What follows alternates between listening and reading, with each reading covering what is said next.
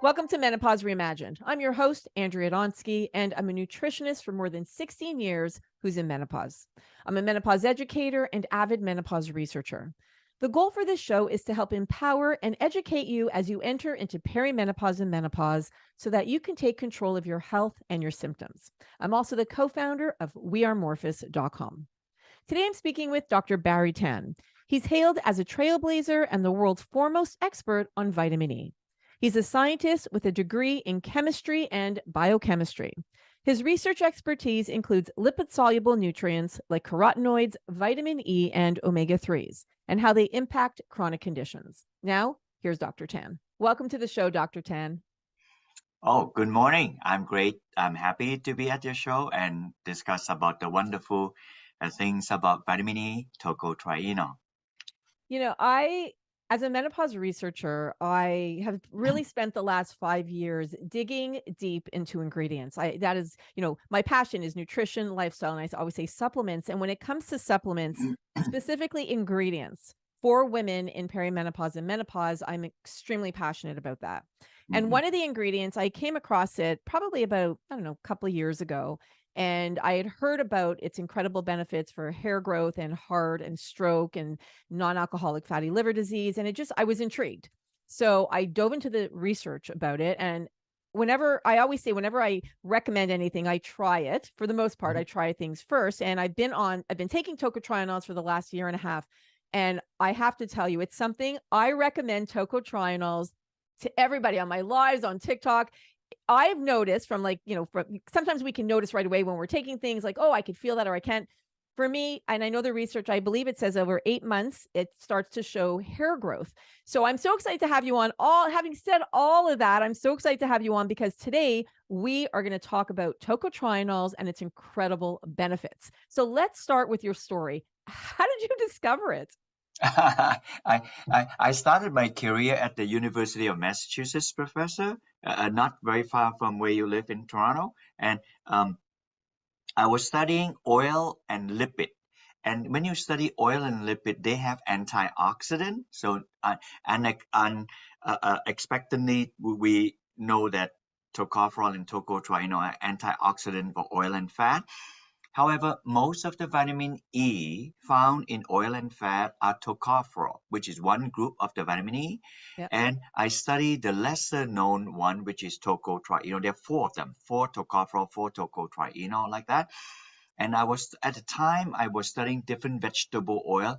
And I noticed that every time I stumble on something, they tend to be the lesser known one called tocotrienol, not the tocopherol.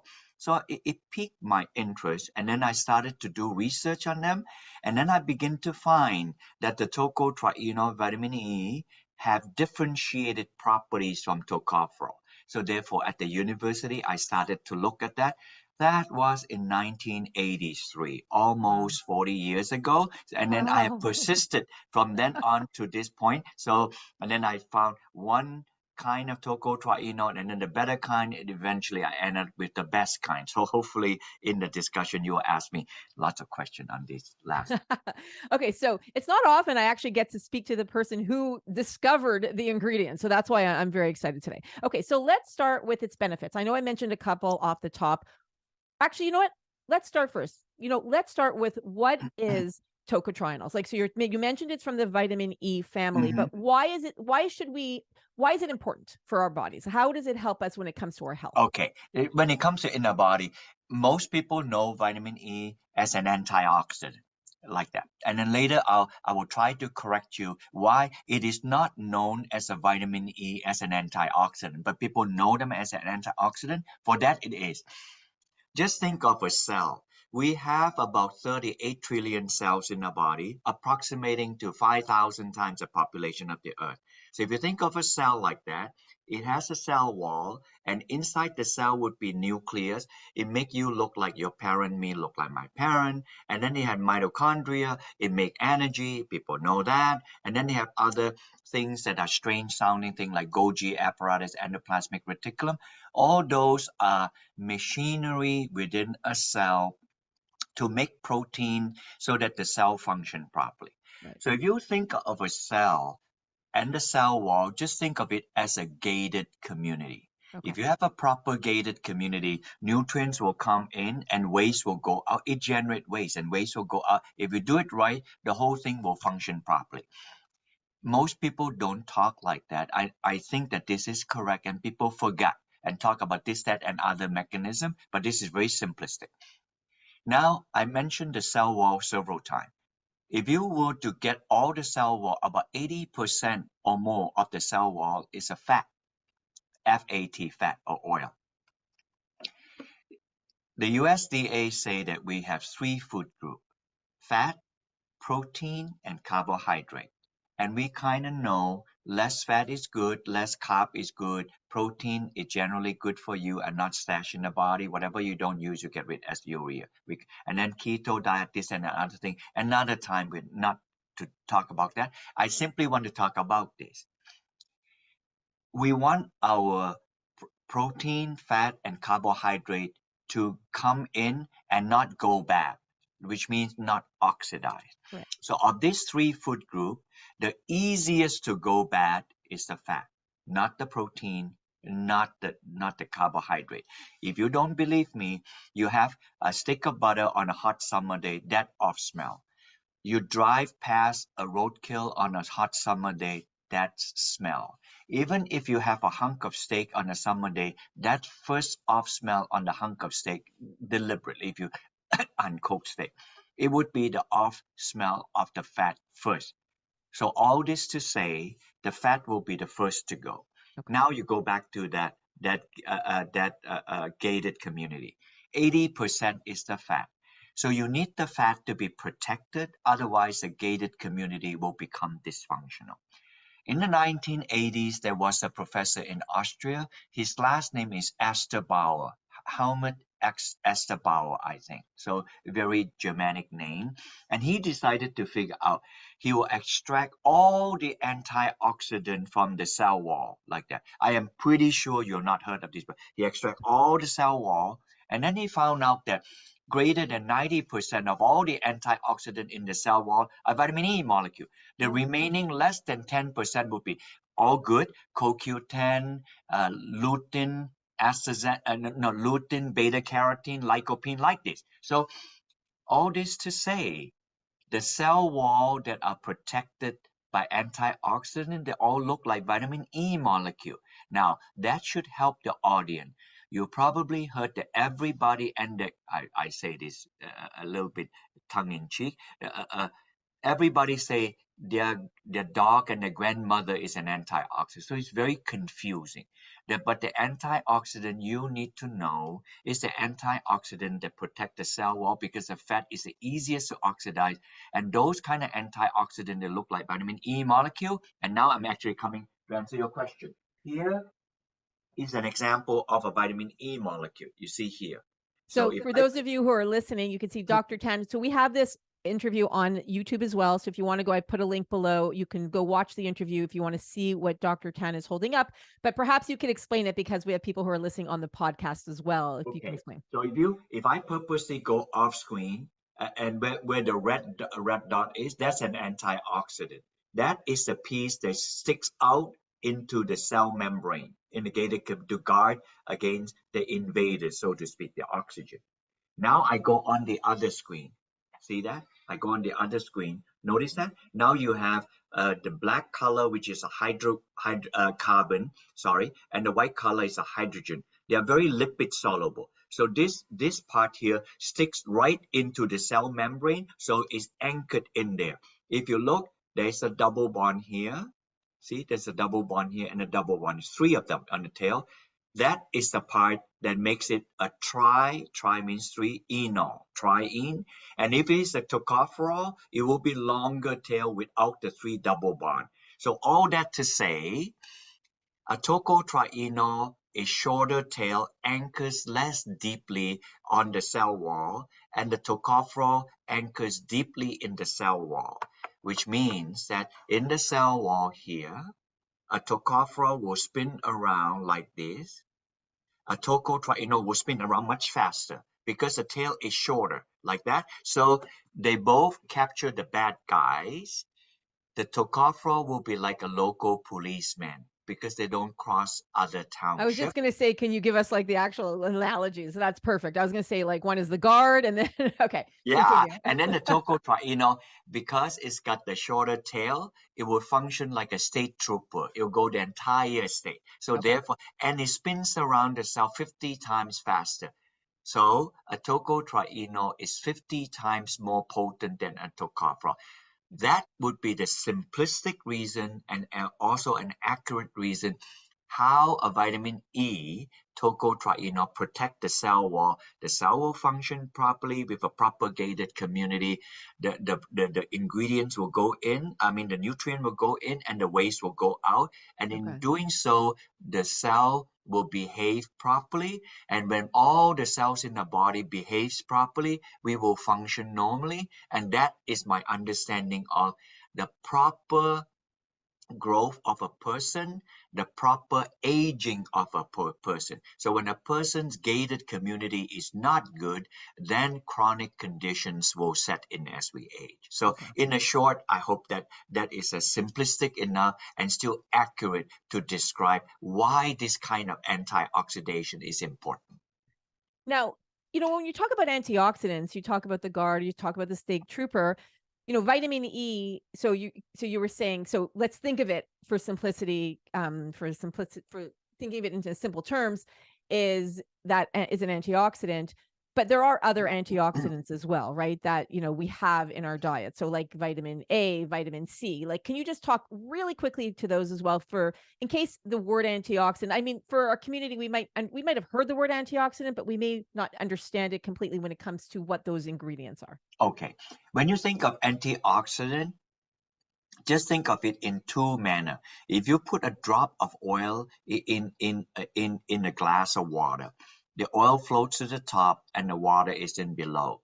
So in the space of chemical and in antioxidant, there is oil soluble antioxidant and there's water soluble antioxidant. An example of a water soluble antioxidant would be vitamin C, well known.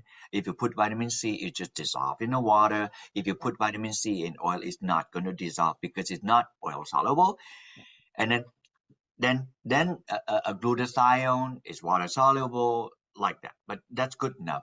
Oil soluble antioxidants are more.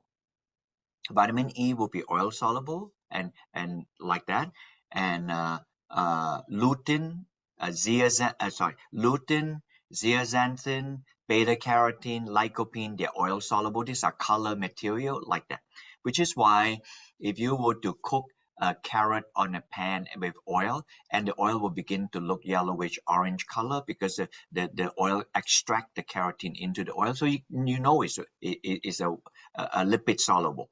Right.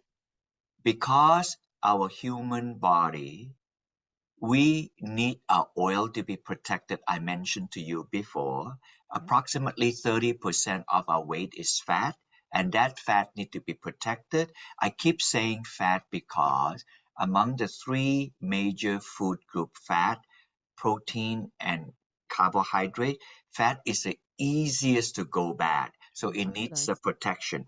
Yeah. In the water side, approximately 60-70% of our body is water. So therefore, vitamin C. So you have heard many podcasts that talk about take vitamin C. 100% agree. So therefore, in the water soluble regime, you need vitamin C. In the lipid soluble regime, probably the best known one that you need would be a vitamin E type molecule. And here, to explain to you, in the vitamin E, the most potent one would be the tocotrienol vitamin E, not the tocopherol vitamin E. And the most potent of the one that you can get this kind of tocotrienol is from annatto. So, I think what I find interesting, I think vitamin E is kind of like, it's this superhero, but it doesn't get nearly as much attention as, let's say, vitamin D, vitamin C, like some of these other ones, right? And that's why I was excited to do this today because it really is It really is a superhero. So let's go into what some of those health benefits are. So I mentioned off the top that it's been amazing for hair growth. I know that there's a research on fatty liver. I know that we talked about insulin resistance and metabolic syndrome. So as we go into perimenopause and menopause, so many of us have symptoms in that realm. So we might be losing our hair or having thinning hair. We're more prone to insulin resistance, right? We're more prone to fatty liver. So let's go into how vitamin E and specifically tocotrienols can help those symptoms. All right. How about I'll say the one that of a highest interest to the group of people listening to you. And this is with full disclosure. I'm probably the person who have taken tocotrienol longer than anybody else that I know. And then you can see I have no hair growth. If anything, I lost hair. So for men, it would be androgen. So it doesn't help in this. I'll tell you how it was first known that tocotrienol help in hair growth. People were doing skin cancer, and when they were studying skin cancer, they have nude mice, mice that do not have hair growth. They're supposed to have hair, but these are nude mice that have no hair growing on it because then they don't have to shave the hair, and then they can do the study. So when they did this, remember the study is on cancer. It actually killed the melanoma, the skin cancer. But Wow. in the process of giving the mice, they noticed that these nude mice, they genetically figure out not to have hair growth. They start to have hair growth. So then people say, oh, wait a minute. There is an ability for tocotrienol to help people with hair growth. I think that this would be particularly, as you indicated, women with menopause because they are not androgenic, they're estrogenic instead. So that would help as opposed to the strong androgen thing in men. I didn't see if it is, I would have hair on my hair. That doesn't mean that it wouldn't be true of women. So now on the menopause and postmenopausal side, besides hair growth, oftentimes in the menopausal period that she experiences hot flashes. These are autosomic condition. That means your body cannot control. Normally, your body control. If you work hard, then your body temperature rise. But the control of your normal stable body temperature is autosomic. You cannot control it. Cannot control meaning that when you go to bed at night, your heart beat at a certain rate. You continue to breathe. You can't control that. So that's autosomal, automatic like that. So when you have hot flashes, you're not telling your body to increase in temperature. Something is out of kilter, out of whack for the top temperature to go up, and then you sweat like that. There was a Michigan doctor.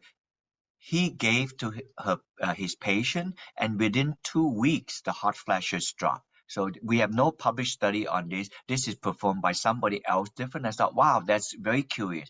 And since then, we also noticed with another compound that we have called Jaranol GG, it also do that. So we raised that piece.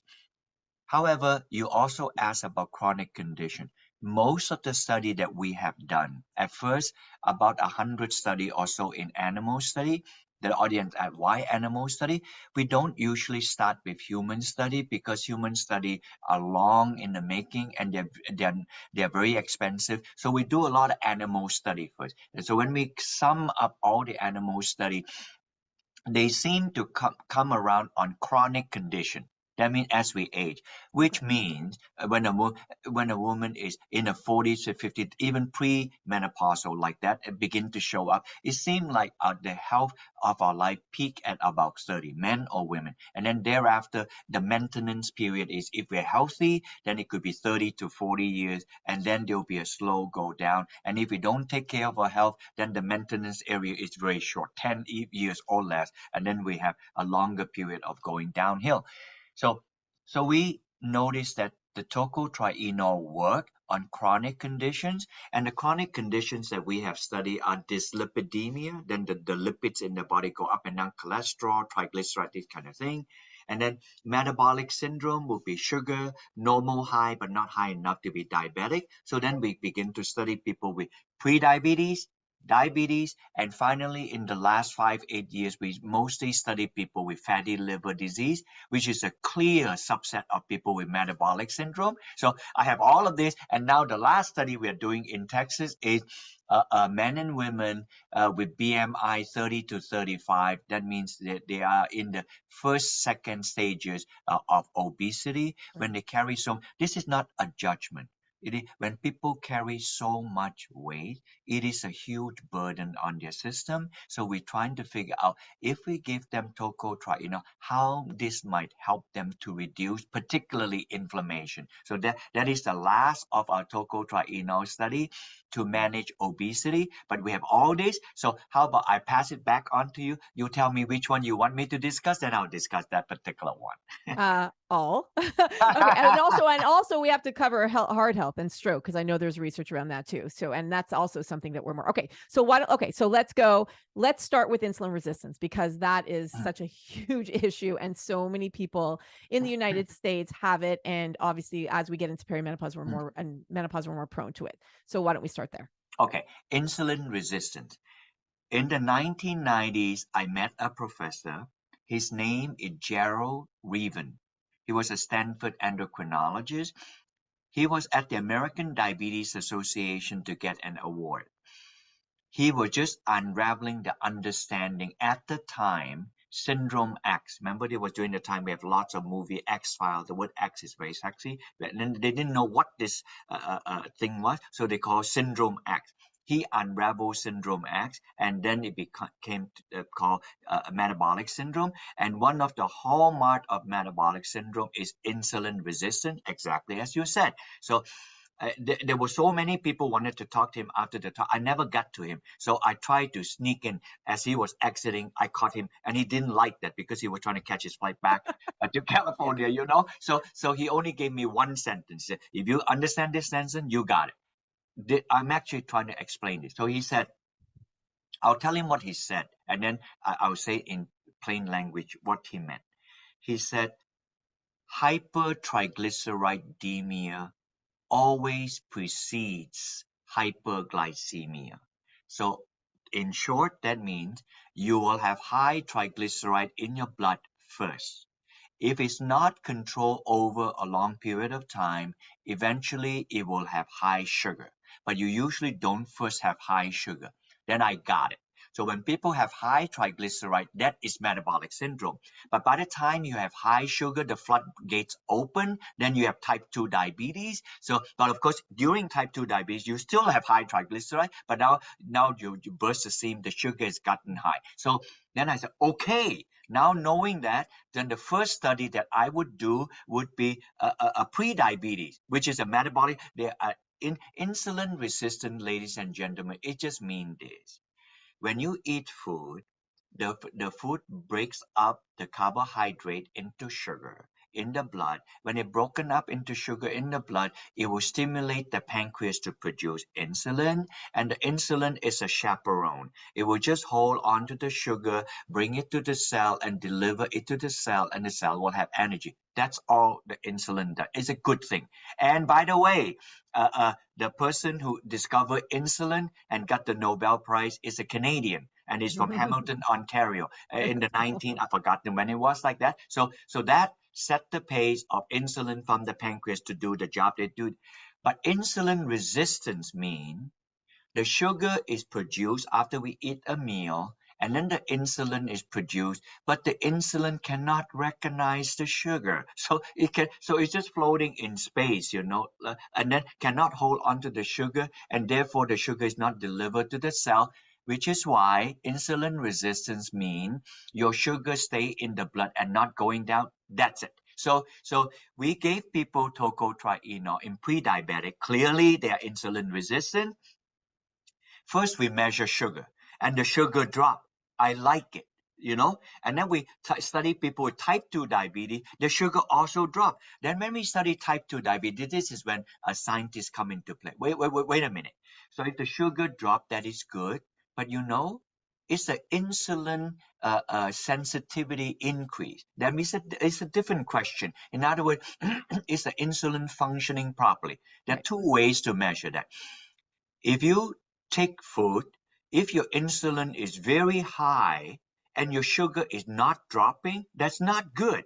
Usually, when you take food, your sugar go up, your insulin trace right behind it, and then your sugar drop. But if your sugar is high and your insulin increase, and then the sugar not dropping, not good. Right.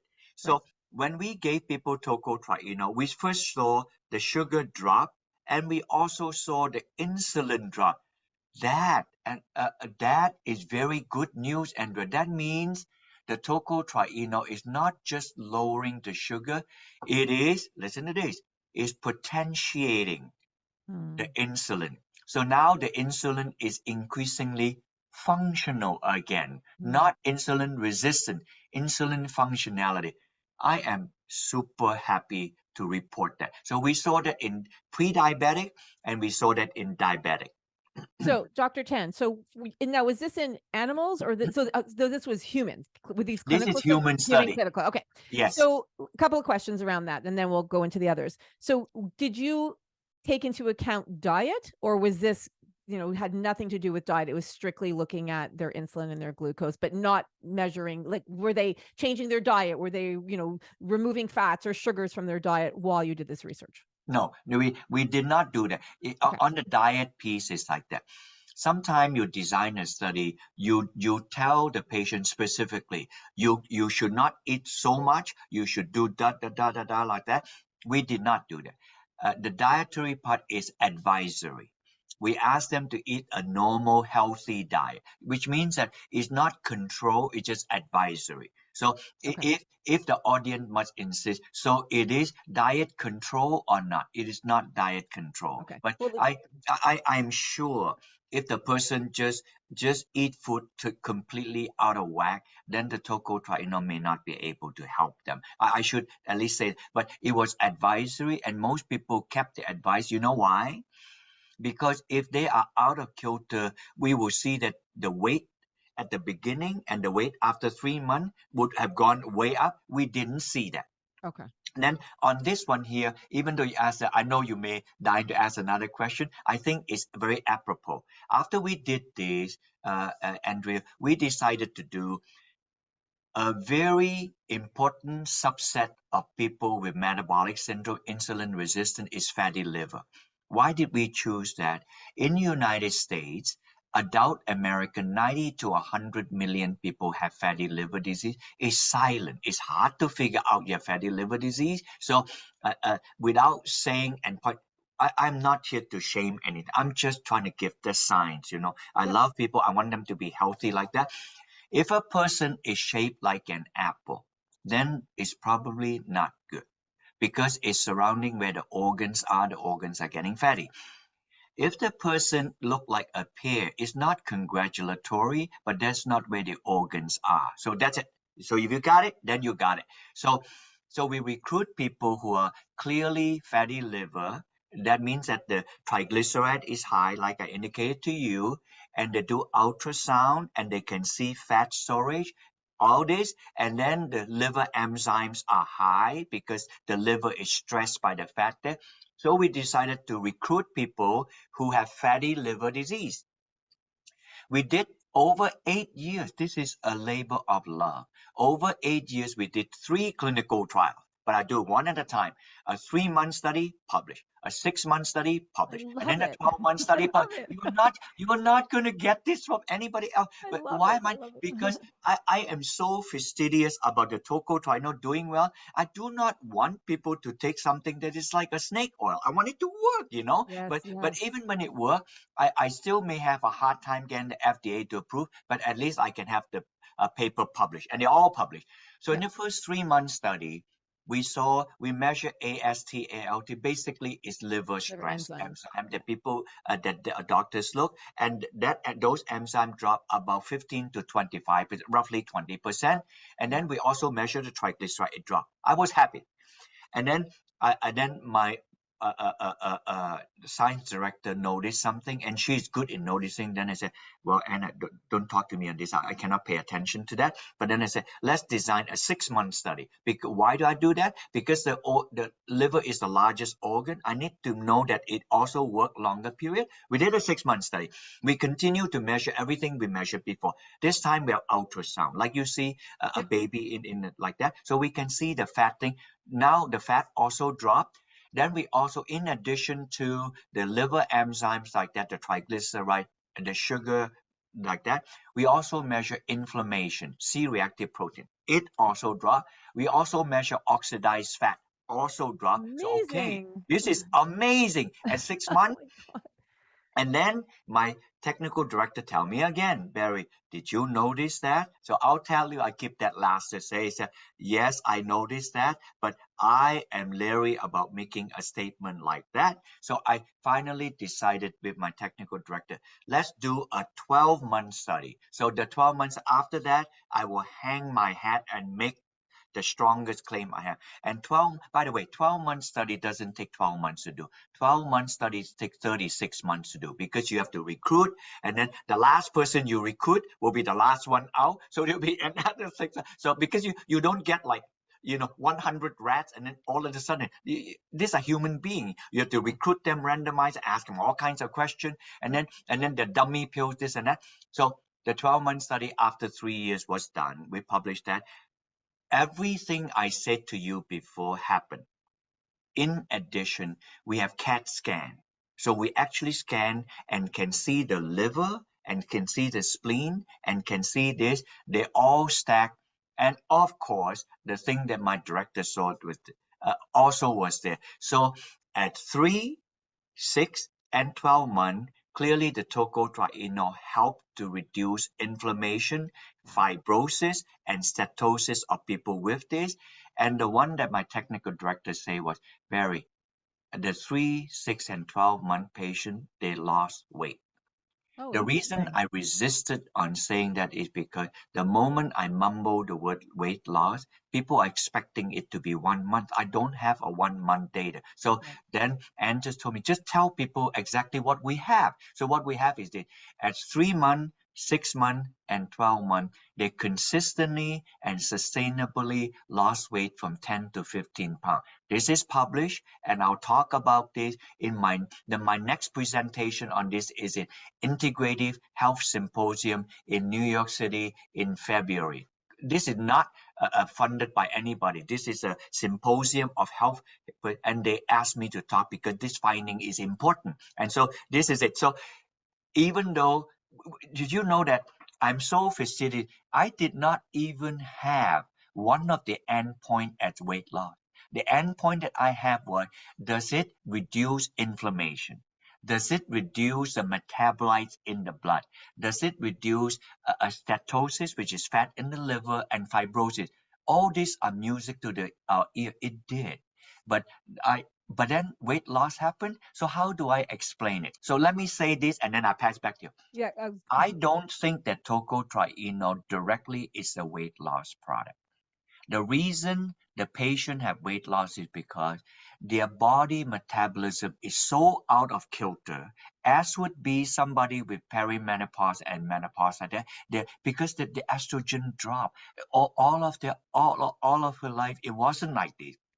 Then during menopause drop, and then certain things in her metabolism will go out of kilter, and then putting on weight is not to be so unexpected. Mm. So if you are able to calm it down like that, so as the metabolism and inflammation calm down, and so is the adjustment of the weight. And for that reason, that's a beautiful way to have weight loss. So I'm actually thrilled, even though it's not part of my endpoint that I studied, and it was a good side effect, shall I say? Well, I mean, it's a very big issue. So first of all, I was going to say, it makes sense because if you're becoming more insulin sensitive by taking tocotrienols, then it makes sense that the weight loss would accompany it, right? So it's kind of tied into that whole insulin resistance. I'm going to share a story with you, and then I do want to ask you dosages. So and people might be listening, going, wait, I need to know how to take it and how much, and we're going to get to that. So everyone, we're going to get to that. So My story with tocotrienols is when I first heard about it, I heard it from a colleague. His name is Bryce Wild, who's a very good friend of mine. I've had him on the podcast before. He talked all about male menopause, and I'll link to that below as well. I remember this distinctly. I went to the doctor and I went for my annual checkup. This was several years ago, and I had been in menopause in perimenopause for many years, and I didn't know it. And then when I started getting hot flashes, I like I started trying all these different ingredients. And one of the ingredients that I tried was black cohosh, and I did it for many years. Anyhow, I went to my doctor one year. This was several years ago, and she calls me and she's like, "Andrea, you have fatty liver." And I was like, "What? What do you mean I have fatty liver?" She's like, "Yeah." And so we did an ultrasound, confirmed I had fatty liver, and I couldn't understand it. And as a nutritionist and somebody who researches, I mean, this is my career. I'm like, "Fatty liver? I didn't change anything. I didn't do anything." So, I kind of dove into the research and I found out that long-term use of black cohosh can lead to fatty liver. And obviously, as we're more prone getting into this stage of life. So I called Bryce and I'm like, Bryce, what the heck, man? Like, I have fatty liver. Like, what the heck? How come I have fatty liver? He's like, well, so we had a whole conversation. He's like, I just read all of this research on tocotrienols. You should try it. So I'm like, okay. And he's like, and the research shows that it can reverse fatty liver. So I went off the black cohosh, I went on to the tocotrienols, and it reversed.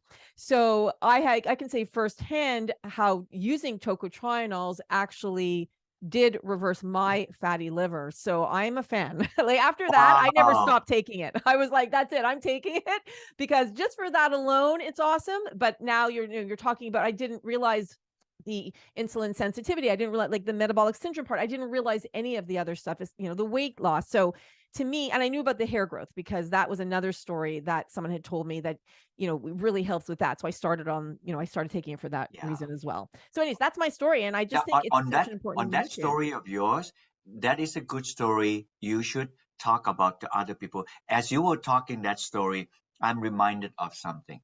If you, besides eating a lot of fatty food that give fatty liver, just think about how fatty liver can come about that is not diet related. You mentioned taking black cohosh. People who drink a lot of alcohol have liver cirrhosis. That's fatty liver. People that take a lot of medication for good reason for other things can make bad things in the liver, and when the liver is very stressed it becomes fatty. So that is the background to fatty liver. So actually you trigger me to think about something I had forgotten. I have mostly telling the audience to say, if we take a huge amount of fat and carbohydrate, that kind of fatty liver, because NAFLD, Nafold. the Yep. people NAFLD, non-alcohol fatty liver disease, is so awkwardly put because it's a fatty liver caused not by alcohol, that is by diet. However, alcohol causes fatty liver, and when we take substance outside our body consistently for long period, like medicine will do it, and black cohosh probably in your case for that. So the moment you stop taking it, that will actually calm down your liver, and so this tocotrienol could be a healing effect to your liver. And then you come back to kilter like that. So remember, for the audience, if you want, do not get confused with this fatty liver condition with tocotrienol, with a lot of liver product out there that are liver detox. So when people talk about liver detox, ladies and gentlemen, they are talking about they have a pesticide exposure, they have lead, mercury, blah, blah, blah, and they need detox on those. Those are also important. By the way, on those things, tocotrienol also work. But the one that I'm talking about that toxify your liver is not those kind.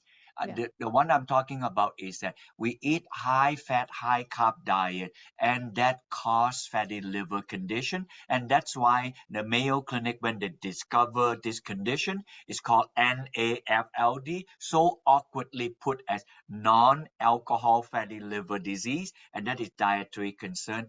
this is just an important thing. I don't have fatty liver, but I take tocotrienol. To the best of my knowledge, my liver is functioning really well. The enzymes are low, my triglycerides are low. So that's a blessing. So thank you for sharing that part. What you just shared is very important, Andrea. Yeah, no, you're welcome. So, okay, bone density. I want to cover that because that's another thing I know you have research on, and again, is something that many of us are prone to. Obviously losing our bones as we get into perimenopause and menopause. Okay, why did we do bone mineral density? That was initially we were not, there are so many studies that one can do. We have to pick and choose. At the time, there were like 70 to 100 papers in animal study that they gave to the animal, some by gavage, some by, they did all kinds of things. They ovarytectomized the animal, which means it's postmenopausal. They orchitectomize the male, which means they take on the gonads, and then they have many, and then they have smoke induced this and that. They did all of this study, and every time when they gave them tocotrienol, the bone density improved. So I decided that, man, we need to do a clinical trial. So we worked with a Texas professor. So she recruited postmenopausal women. Uh, I believe that there will be like 45 to 55-year-old like that. And then we gave them tocotrienol. And then we gave one group 300 milligram, the other group 600 milligram. And then a 3-month study, so we can only see marker. The bone changeover is about once every 2 years. And even you may not see bone dropping this and that over a 5-year period. So you can only see marker of it like that.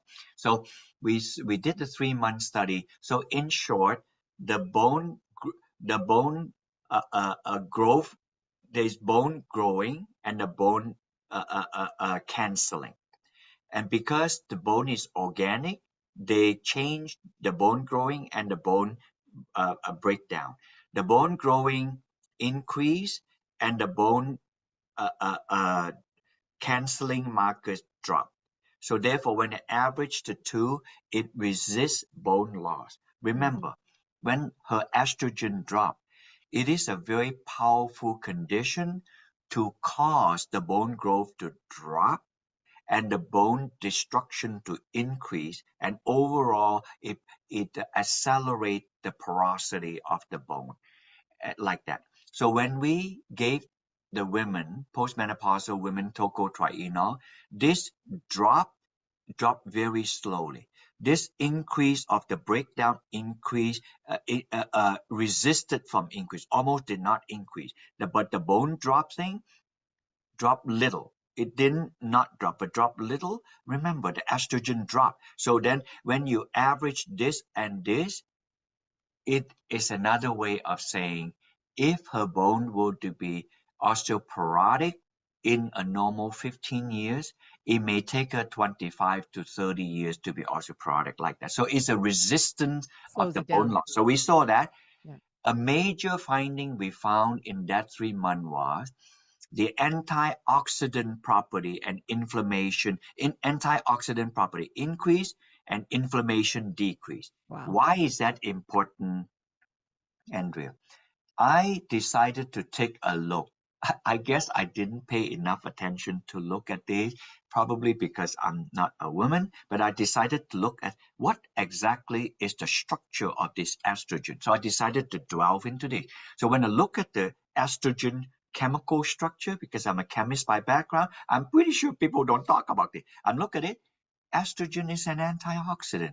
So then it's a Oh my goodness. So all her life, once every regular 30 days or 28 days, she had this thing recycle and protect her. So at menopause, this thing is precipitously dropped and it's not anymore there. So Mm. people just talk about estrogen, good for her hormonal health, all correct.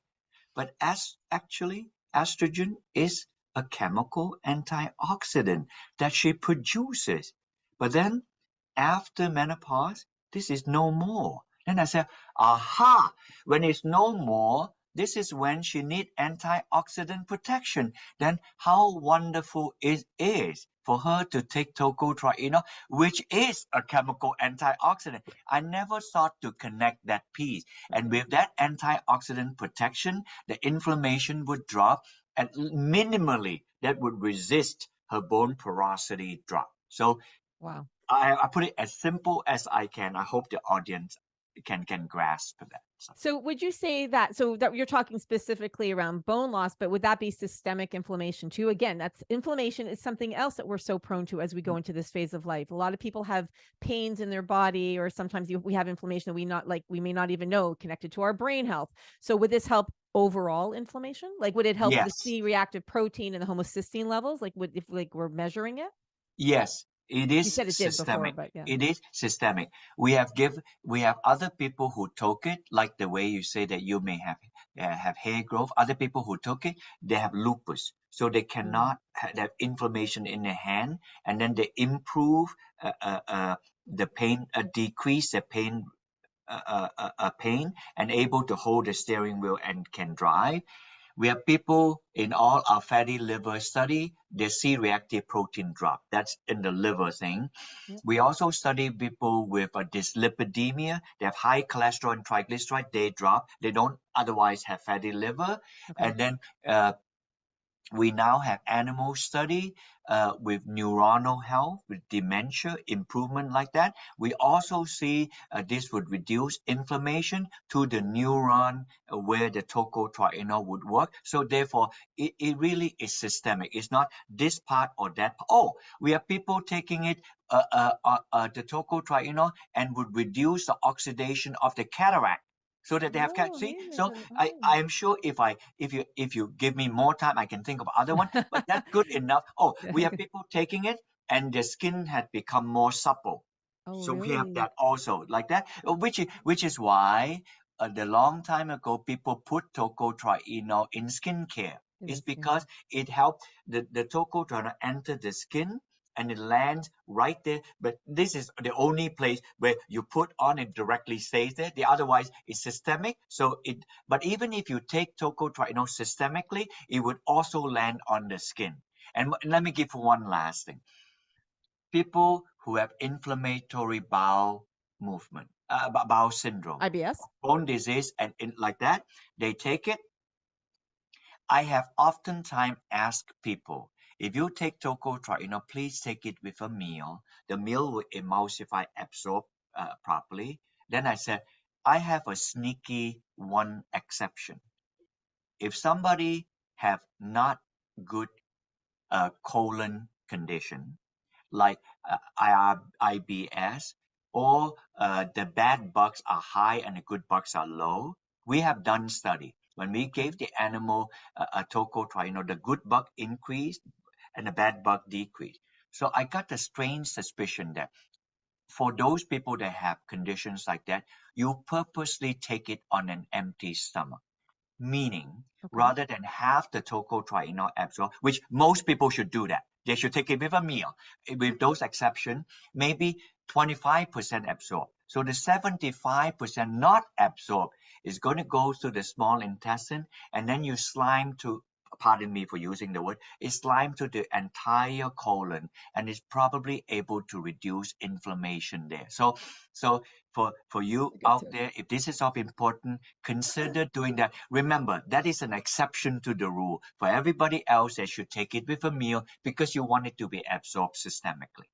No, that is a great tip, and what we'll do is we'll put it below too, and maybe the type of inflammatory bowel, so like Crohn's you're talking about, IBS, colitis, anything that leaky gut, anything that so okay, so anybody that has some type if you know that you have it. So let's say somebody doesn't know, like we again, Dr. Town, we're covering like a million things here, and I'm like I'm loving it. Definitely gonna have to have you come back because it's such great information, and then we can even dive deep into another episode. So if you have any type of digestive issue, like how would somebody know? Like let's say they obviously they if they know they have Crohn's, IBS, or something specific, but what if generally like a lot of us have digestive disturbances as we go into this phase of life? Should we just assume and take it with food? Yeah, they take it with food because we have done animal study and human study. On average, we saw that in the colon, the good bugs increase and the bad bug decrease, and Uh-oh. that Well, that's is huge too. we've seen that consistently Yeah. like that. Other people got a swab of their poop and then they send out for analysis. We only have the clinical study like that now. We have one of our clinical trials in cancer with people with colon cancer. So we'll see. Now that's an extreme. It's not just IBS. It's all the way that they have colon. And then there is a Florida professor. I don't know if he has secure funding yet. So his pre-cancerous condition, that polyps. Okay. This small little thing in the colon like that, Yep. and he's trying. And polyp is clearly underwritten by inflammation, and then they can put a scope in and they can see this. Okay. So if that study were to go forward, we already showed this in animal study. It consistently dropped. If that study were to go forward, then it's obvious. I think that for preventive care for people with so many holistic properties of tocotrienol, what what uh, uh, how can it be not good? For tocotrienol, for metabolic health, for chronic condition, and then for other things that it helps us we don't even know about, like Yeah. the prevention of cataract in the eye, right in the back of the retina with a lot of DHA, which is highly oxidizable, like that.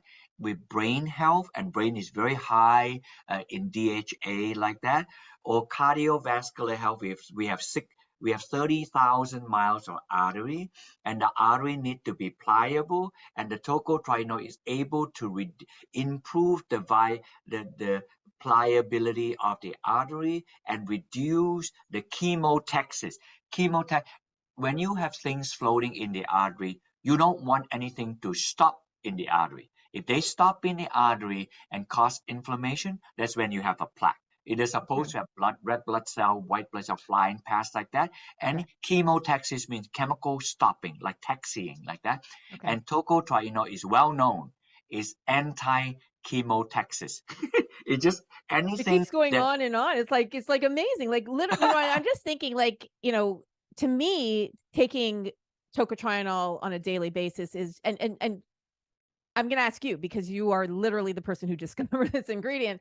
You would say that it's a preventative ingredient, correct? Like this is something that we could take preventively for so many of the things that we're talking, but also it helps if you already have it to help it reverse in many like to yeah. help it reverse. Okay. Now, for the few moments we have, let me tell you the protocol part. If a person is squeaky clean, so you are blessed, be grateful. You have no family history of no nothing. You are healthy. You just squeaky clean. Then probably 1 to 200 milligram thereabout because it depends on the Okay. body's weight is good enough. Why? Because to protect the cell wall that I mentioned at the beginning, like that. So just that protection. So you have a good gated community. That in our study with pre-diabetes and diabetes, we usually have people take anywhere from 200 to 400 milligrams depending on the weight, Okay. and then that would help to mitigate those kind of conditions. And if people would have fatty liver disease or in the cancer study, we cannot say recommend people to take. I can tell you in the clinical trial on the fatty liver condition where people take 600 milligram and all the cancer trial, remember there's stage 4 cancer trial, they're not available options anymore. They take 900 milligram, very high dose. But right now, we're going to dial down the study for people who are not stage 4, stage 1 or 2 cancer. Probably will give people somewhere between 500 to 600. So all said and done, on the lower prevention end, 100 to 200 milligram. Then most of the other ones are from 200 dial up to about 500 milligram, roughly speaking like that. So we are no longer go to the 900 milligram. The 900 milligram is currently ongoing. We are using that for treatment of stage 4 cancer patient where there are no more available option. So we give them the highest dose for which we have no ascertained safety issue. And so far, there are no safety issue. So short of that, the range is likely to be somewhere between 3 to 500, Okay. and for prevention 1 to 200. If I were you, I would take 200 milligram would 200 be a day. fine. Yeah. Are there any counterindications? So obviously, is there some so for everybody who's listening, obviously speak to your doctor before anything, but are there any contraindications that you would say, you shouldn't take this if you have this? The only counter indication that people voice to me off and on again would be, would it thin the blood where someone is taking blood thinner like Coumadin, like Right. that? So we cannot answer that question as directly as it's been posed, but we can answer it like this. In the Florida pancreatic cancer study, those patients were going to be on surgery a month after the pancreatic cancer were found. And then in surgery, you cut. And when you cut, if they don't clot, you got a problem. You with me on this? So they were taking tocotrienol with the intent to kill the cancer. And it did. That work was published. But in all of them, whether they're given none or given low dose all the way to the highest dose, there were no problem with healing problem having to do with clotting. There's that one. And then there was a published study with a young person who's taking it, and the girl have to go to surgery, and that also have no issue with the surgery. And in none of the clinical trial on the highest dose of 900 milligram on the cancer patient did we see bleeding problem. So Mm, that's the best way I can answer okay. that. Would it help with brain fog too? Because you're talking about brain health. Would brain fog is a huge issue for us. Would it help with something like that? I have to dial down the meaning of brain fog as memory or memory impairment, like that. If I can put it like that, we are now having studies in animal study. We're not yet graduating into clinical trial. We're not quite there. In Okay. animal study, we consistently see the tocotrienol is able to improve the memory of the animal for them to train to find out how. I'll tell you one, because if I say like that, the audience don't. But this one is quite cute. You can go on Wikipedia. You can find. It's called Morris swimming maze. Morris. You can do that. Basically, if you look from the top down, it will be like a swimming pool, one yard, 1 meter long, like that. And then if you put the current of the water going this way, the rat will swim the opposite direction. They don't want to swim until they're tired. They'll look, and then you put a plexiglass about an inch below the water, same color as the water. They can't see the plexiglass. So you stick something on top, a color coded sticky, and then if they're control animal and you don't give them any tocotrienol, they will figure it out after about 5 weeks Okay. to find the Mhm. plexiglass, because you put a yellow sticky, they Right. figure it out. If you give them tocotrienol in the diet, they'll figure it out in about 2 weeks. That is very significant. Wow. And then if you take it off, you know how they do that? They take it off and then they cannot figure it out. So the sticky help them to locate where the plexiglass is. And then they stop the experiment. They take the rat out, and then after 2, 3 weeks, they forgot that because they're not swimming. So they put it back in, they can't locate it again. So you retrain them, you put the sticky on, and after 2 weeks, they figure it out. And Wow. those control didn't figure it out. So that to say, you can train them and they improve. Basically, they have the memory improvement of knowing this. So now with those findings, we also have Georgia State University just published last week, the tocotrienol is able to increase the synaptic. You have to go Okay. from the neuron synapse to go onto the brain, like synapse passing. People in this area talk about serotonin and GABA making the happy, this and that, not increase depression. So the tocotrienol increase the synapse communication. So that is particularly important for people to prevent mild dementia and dementia Wow. as we age. So it's indirectly answering your question. I have great hope. We're not yet there to do clinical study. So this Mhm. another one of those indication. So if this compound tocotrienol from annatto have so much benefit, why not take it? And I discovered this from, this is the last, and then I'll let you go. to tell you, much younger me, they have lots of hair. When I discovered this, when I went to Peru, like Yeah. that, from this lovely plant, anato.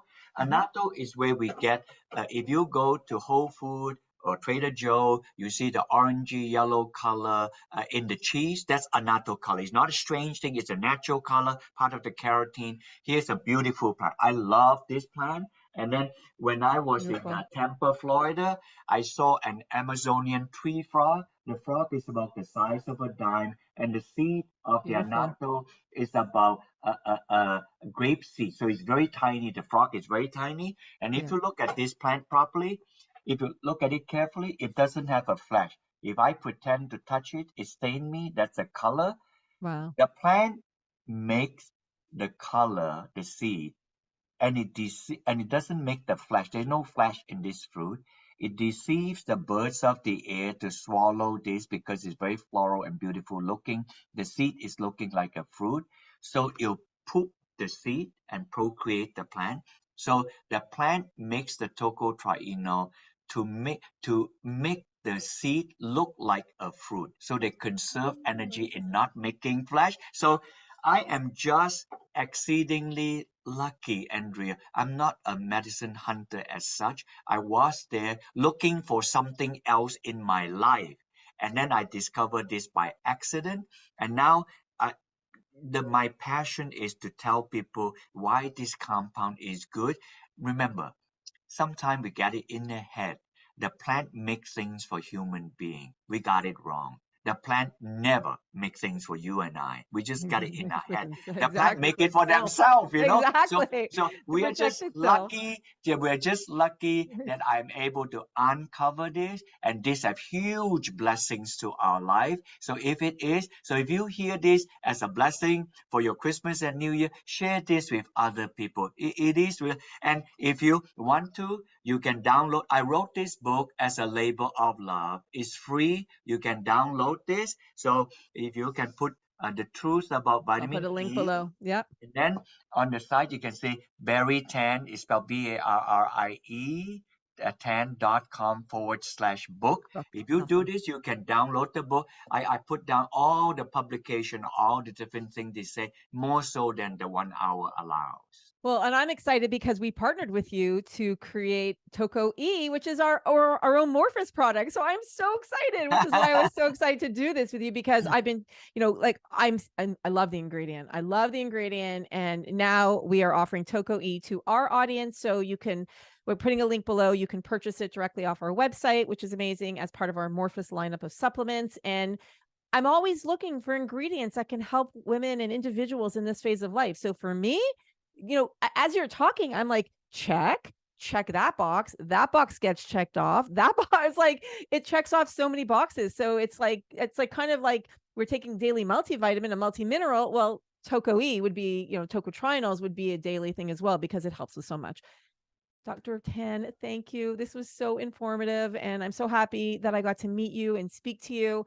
And we appreciate you sharing all of this incredible information and all your research. 100 studies on animals and over 20 human clinicals. I mean, absolutely incredible on this, which is another reason that I absolutely love this ingredient. Wow. Thank you so much. I love how passionate Dr. Tan is. I mean, to me, the fact that he discovered this ingredient is so amazing. And I love that he talked about all the different conditions that it helps with. I knew about NAFLD, non-alcoholic fatty liver disease. I knew about heart health. I knew about hair growth. I've been taking it, like I said, for, over a year now, probably close to a year and a half. And I see baby hairs all the time. So I know it works. I love the fact that it helps with insulin resistance, brain health. He talked about, I mean, the list goes on and on. So to me, such an incredible product. And for those of you who will follow me on TikTok and who are, subscribers to our newsletter, you know how particular I am about the supplements that we take, what we put in and on our bodies in this phase of life. We need to be discerning. So for me, this product is a no-brainer. I take it daily and I would encourage you to try it out as well. The link is below to our Toco E Morphus supplement. And if you have any questions, feel free to email me and I can also pass them on to Dr. Tan if I don't know the answers. So if you enjoyed today's interview, please share it because the more you share shows you care. And as always, I appreciate you listening. Please rate and review our podcast. I would be extremely grateful. And I'll see you at the next interview.